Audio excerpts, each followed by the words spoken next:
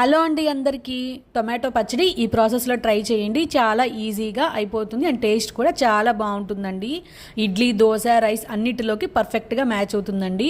ముందుగా టొమాటో పీసెస్ని నేనైతే గ్రైండ్ చేసుకున్నానండి. మీరు చిన్న చిన్న పీసెస్గా కట్ చేసుకుని వేసుకున్నా బాగుంటుంది. గ్రైండ్ చేసుకున్న ప్యూరీని అంతా పాన్లో ట్రాన్స్ఫర్ చేసేసానండి. ట్రాన్స్ఫర్ చేసి గ్యాస్ మీద అయితే పెట్టేశాను. నెక్స్ట్ ఆయిల్ 4 to 5 స్పూన్స్, కారం, చింతపండు, ఉప్పు కూడా యాడ్ చేసి బాగా మిక్స్ అయితే చేసేసానండి. మిక్స్ చేసుకున్న దాన్ని 20 నుంచి 25 మినిట్స్ అయితే అలానే ఉడకనిచ్చాలండి.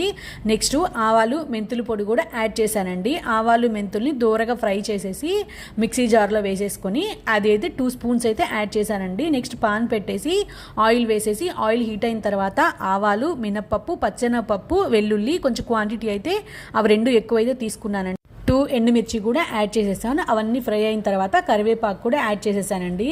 ఫ్రై అయిన మొత్తాన్ని మనం ఉడికించి పెట్టుకున్న దాంట్లో యాడ్ చేసేసి ఒక 2 మినిట్స్ వరకు బాయిల్ చేసి స్టవ్ ఆఫ్ చేసుకోవడమేనండి. ప్రాసెస్ ఈజీగా ఉంటుంది, ట్రై చేయండి.